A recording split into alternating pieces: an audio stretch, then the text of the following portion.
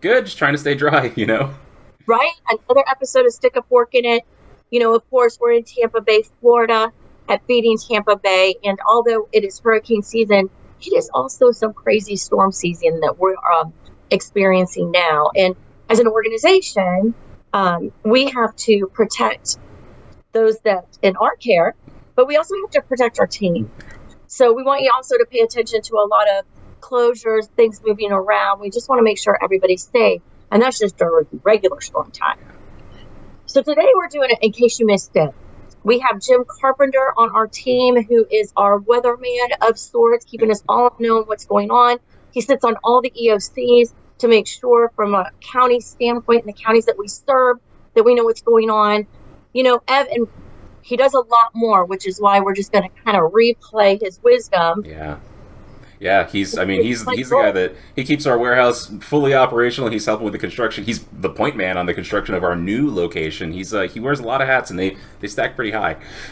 They do. So we decided, guys, just take a listen to Jim once again, all of his wisdom about being storm ready, and that we've got this. Stay safe, my friends.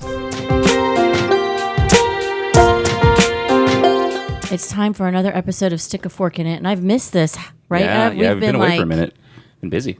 Yeah, a little bit busy. A little bit busy. So it was first preparing for hurricanes, then of course, the anticipation of it hitting us here, and then of course it went to our neighbors in the south. So we've been in quite a journey. We've all been very busy supporting because we're part of an amazing network that all locks elbows together and leans in no matter what comes our way. Yeah.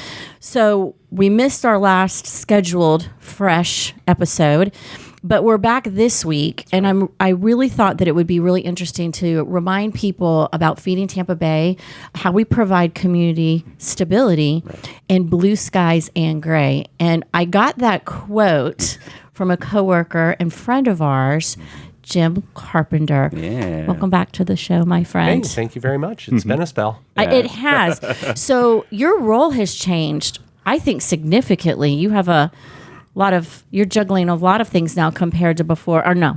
Well, so I was previously, I joined Feeding Tampa Bay in 2016 as Director of Operations. And then when we started getting into the land of COVID, we expanded our workforce and we expanded our talent pool here at the food bank. And that allowed me to break off a couple pieces that I was already handling in my operations hat, as it were, but to really give them the focus and the attention that they needed and deserved. We brought in some fantastic people to fill the operations seat. But so now my role and my title is Director of Facilities and Disaster Response. And that you do very well. You're the storm watcher. Well, I'm responsible for most of them. So the disasters. The disasters. And then I just clean up and then you afterwards. fix them. Exactly. And your team behind you. It's called job security. So I remember us, I remember us talking like when this changed, and it's really was your favorite part of what you do, right? For sure. You enjoy. It's, I came from a restaurant management background. And so the best part of that job was the Friday night with the 2-hour wait and things are just falling to pieces everywhere around you. And you get to tuck your tie in your shirt and throw your 2 or 3 aprons on and just go save the day and be a superhero for a few hours. Yep. And that feeling of response, that feeling of teamwork and effort and attaboys all around is just phenomenal. It's a huge adrenaline rush. And in the facilities role, we have 5 facilities that we're responsible for around our area. We've got Trinity Cafe on Nebraska. We have Trinity Cafe on Bush Boulevard. We have Feeding Pinellas over in Pinellas County. We have the Sly Middle School location where we're currently doing our culinary training with Fresh Force. We, of course, have our main warehouse. We have another warehouse. Yes. So that's enough of a nice warm fire to keep me kind of busy and going throughout the year. But then I want to make sure that, it's not just hurricanes that we focus on. Yeah. There's a lot of other incidents and accidents and things that happen throughout the year that we're a part of and we respond to. But hurricane season obviously is the big thing where you're watching the chyrons and you're watching what's next coming down the pike, so to speak. So, that's something that in blue skies, as we say, it's great to get ready and to prepare and to make sure everybody has the tools that they are going to need to respond. And then, of course, in gray skies, it's Take action. taking action. Yeah. Absolutely. Yeah. But then we're prepared because, part of your role in those blue skies is having us prepared, having us ready, having things in order. So when, we're talking hurricane today, but when any crisis comes across, we all activate and take care of things well before. It's been my experience in my 5 years in hunger relief, well before the actual crisis hits. It's amazing to me that we are so ready when that time comes that we're needed. Well, and it's funny because we're sitting here talking about hurricanes, but COVID was the thing that nobody knew what was going to happen, how long it was going to be, how long it was going to last. And the thing that we kept saying around here is that we are very good at running sprints. Yeah. We've never run a marathon. Yeah. We don't know what those legs feel like. Right. And our response to COVID, that was disaster response. Yes. That was getting further out into the community than we've ever been. That was putting more of our boots on the ground than we've ever had. And my biggest fear coming out of COVID and into hurricane season was that the community, the nation, those people that are in the field professionally were going to be fatigued. Yeah, that we were going to be fatigued. Yeah. That it was just going to be, we'll get through it somehow and we'll figure it out. I've never been more surprised about something in my life than to the response to this hurricane season from the community groups that we're a part of, to that we partner with, from the COADs and the VOADs and the emergency operations centers.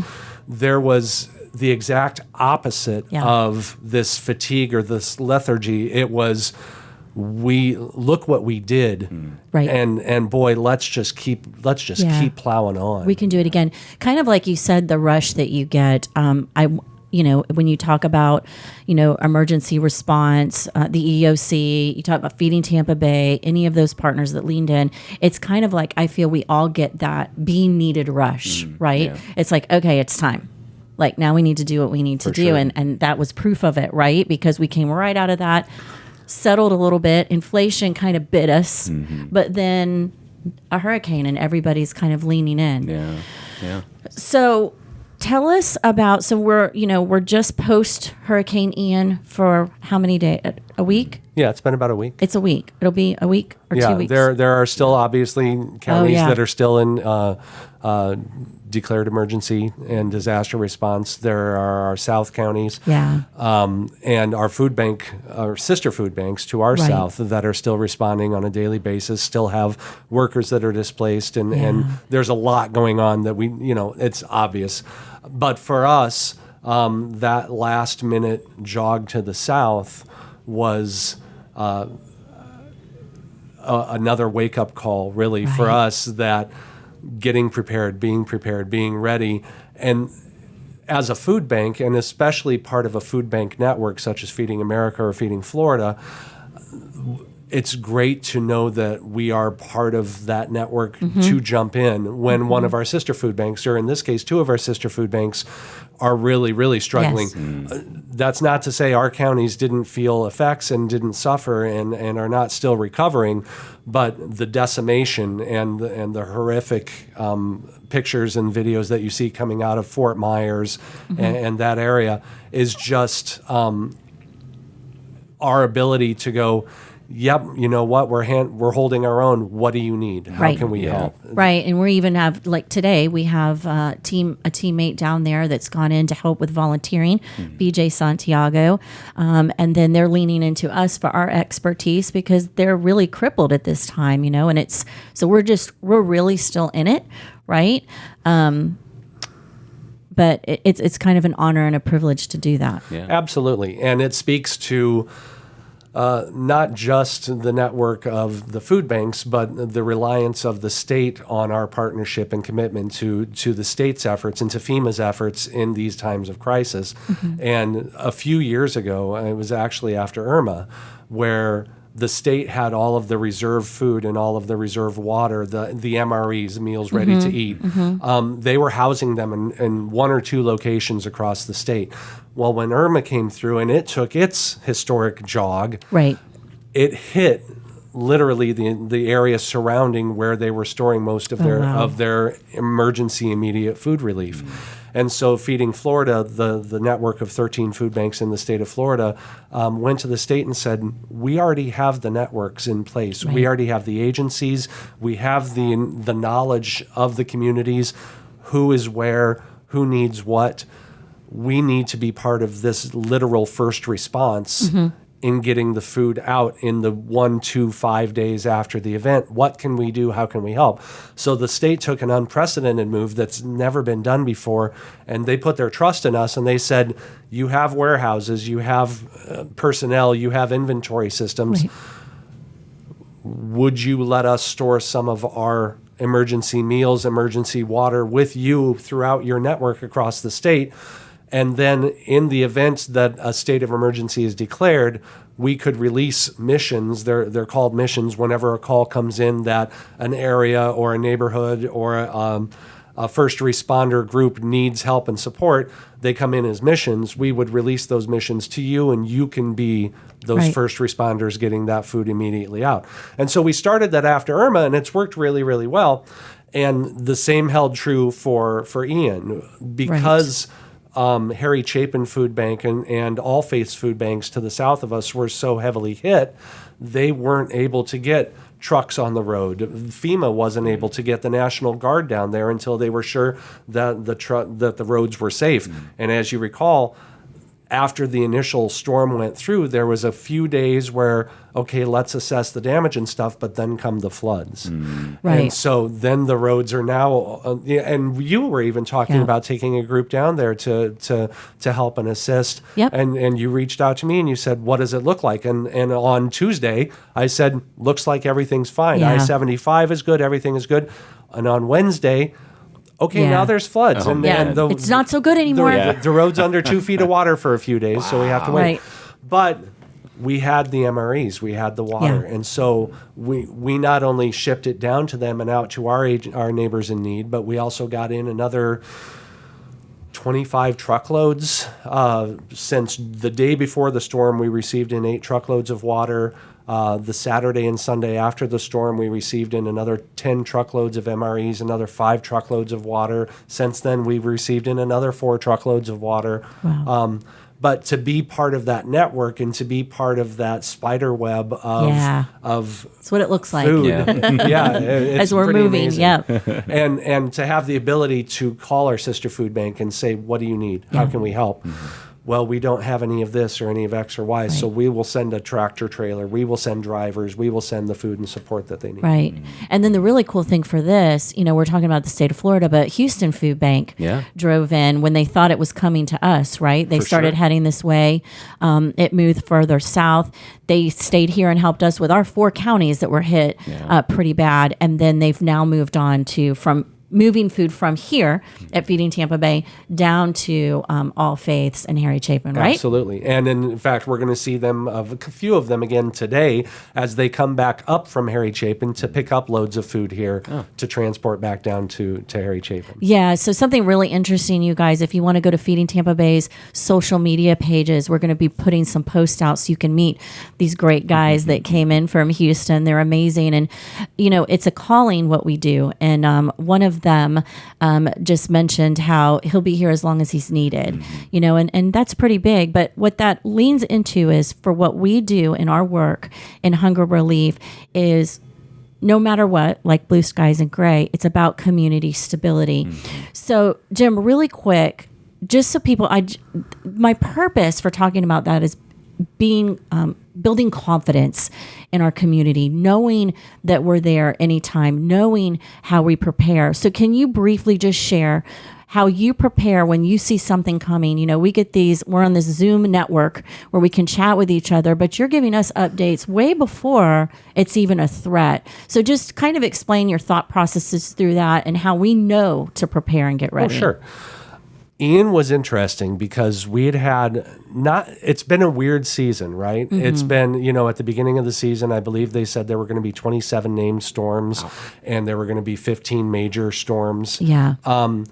Hasn't panned out that way, hasn't necessarily panned out that way. And so what I do on a daily basis during hurricane season is I'm looking at trusted weather sources. I'm looking at the National Hurricane Center. I'm looking at Dennis Phillips. I'm looking at all of these different sources that I trust to see what's coming off of the coast of Africa, because that's typically where all of these storms will originate. Ian was interesting. And I mention it because it's funny to me, before I even broadcast it out to the food bank that this is something to keep an eye on. About 2 days before that, I wrote to the CEO of the food bank, and it was literally halfway around the world at this point, but it was developing. And I wrote to Thomas and I said, I think this is a thing we need to be aware of. I said, I don't know why I feel it. It was a little bit further south. It was a little bit further to the equator than the rest of them that had been popping up and presenting. So they were typically being blown back up into the Atlantic, where this one was a little further south. And I wrote to Thomas and I said, we need to keep an eye on this one. I don't know why, but I think we do. If it's going to be a thing, it's going to be our thing. Right. And then as it developed, sure enough, that was the thing. But it's really just paying attention to what's available and also being able, and it's no magic trick, but it's parsing out the noise and parsing out. You have to really discern who is trying to give you information versus who is trying to get ratings. Right. Absolutely. And that's the real challenge, because a red chyron at the bottom of a screen with flashing letters saying there's a development we're keeping an eye on, that'll bring viewers because that's who we are. Right. But it's the folks like Dennis, that goes, you're going to hear about this. It's not a big deal. You still want to pay attention, obviously, but spaghetti models, I think we've all become more familiar with spaghetti models in the last 5 years than we've ever read. Right. But it's fascinating to see even how the experts can be so uncertain just because it's weather. We're these little ants on a little log in the middle of a river and we're pretending like we know what's going to happen, but the best technology, the best information that we have is out there and available at this time. It's just parsing out what's important and what's not. Right. And so that's step one, obviously. And step two is communicating that out to the rest of the team in a way that is likewise not, hey guys, this could be really bad. It's not getting called. In fact, I disabled on that Zoom channel. We have a storm tracker Zoom channel here at the food bank. I disabled all of the commentary on that because I didn't want there to be noise. Right. I didn't want there to be, should we be boarding up our windows? Should we be doing this? Should we be doing that? Because it creates panic. It really does. And and you guys know, my reports are, here's what the news is. Yeah. Here's what's being reported right now. Right. We'll know more in 3 days, 5 days, 7 days. The most recent one that I posted last week was, here's a really good example of if you're trying to figure out who to watch and who not to watch, because I don't want anybody to rely on me as their weather source. Right. I want the food bank to rely on me as, here's a conglomeration of weather sources. But for your home viewing and for your personal consumption, we just recently had a couple systems that were moving across the Atlantic into the Caribbean, and it was very clear that these were not going to be a thing. Right. They were too far south, and one of them, Joyce, was that her? It wasn't Joyce. The one that just went across the... Julia? Yes, Yeah. Julia, Okay. absolutely. everybody pretty much knew that was not going to be a thing for Florida. And that's not lessening its impact on the people that were affected, obviously, but we knew it wasn't going to be our thing. So I just put out a thing on our Zoom channel that said, if you want to do a test of whether or not you're watching somebody that's trying to get ratings or trying to protect you, pay attention to what they say about this storm system. And if they say, we're really keeping an eye on this, and this is something we really need to keep a watch on, maybe you should watch Dennis, because This is a Dennis love fest. because I guarantee that Dennis Phillips is not saying we really need to keep an eye on this.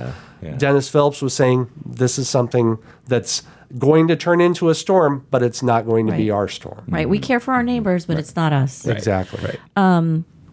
Yeah. Dennis Phillips. Man. Rule number 7, love fest, right, right. here.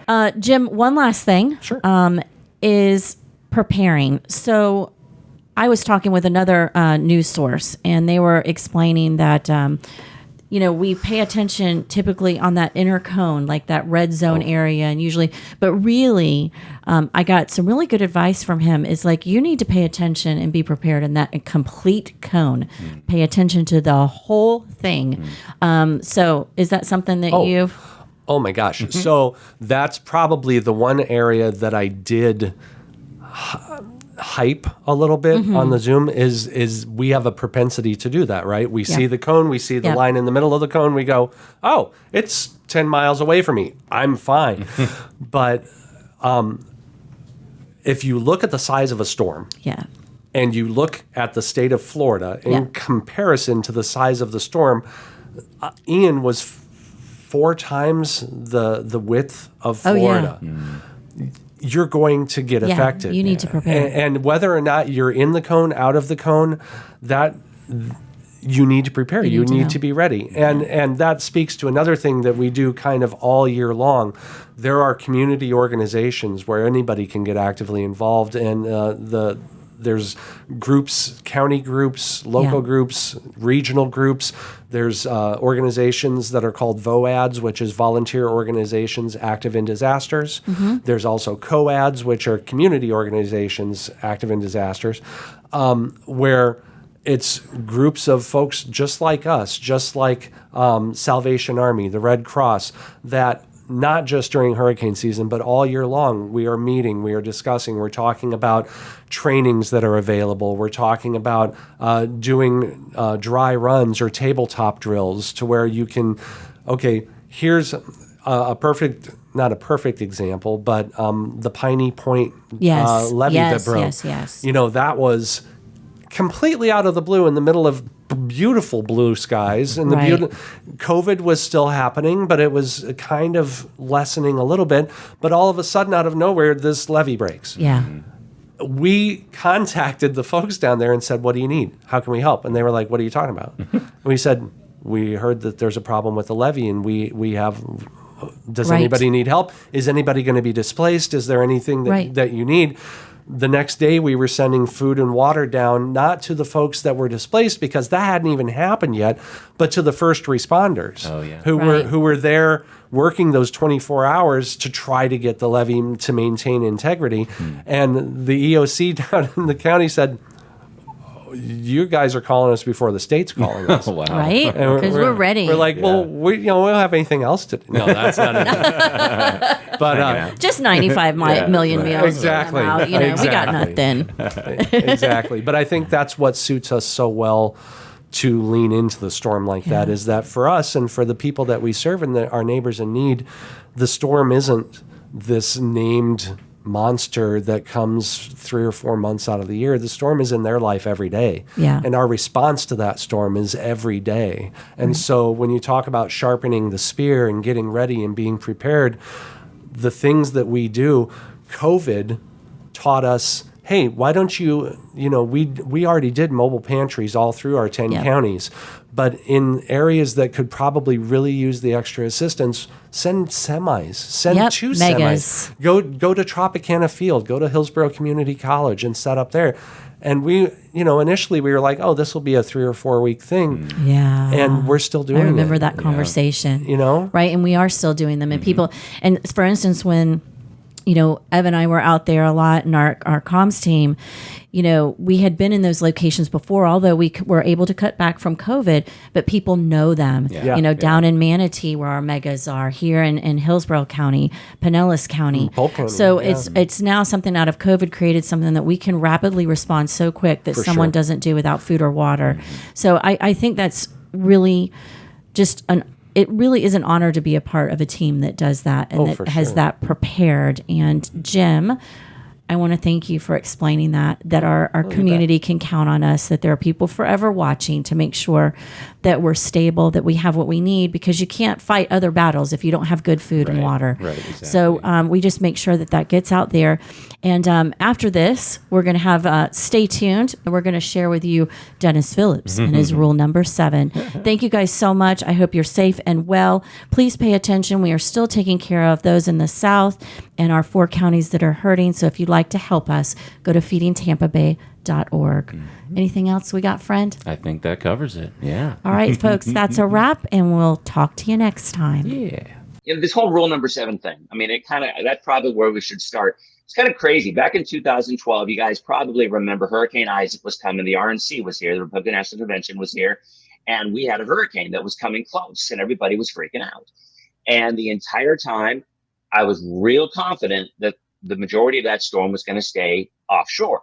And we'd get some nasty weather, some gusty winds, but it wasn't going to be any kind of devastation, or it really wouldn't require a lot of cancellations. So I literally in 5 minutes just jotted down these rules. There was no reason for it other than just, look for the trend.